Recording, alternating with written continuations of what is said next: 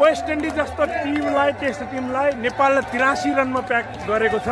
एकदमै खुसीको खबर हो। 83 मा अल आउट हो। नेपालले यो सिरिज जितिसकेको छ हैन।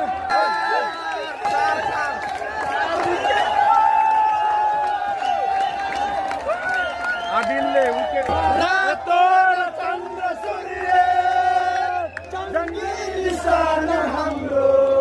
साथीहरु, म चाहिँ यो इतिहासको साक्षी भएको छु। शारजा क्रिकेट स्टेडियममा आएर मेरो लागि चाहिँ अविस्मरणीय क्षण हुनेछ।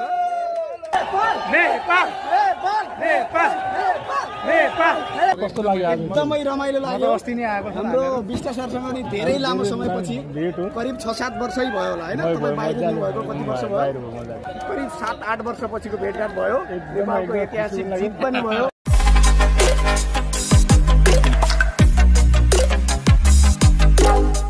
साथी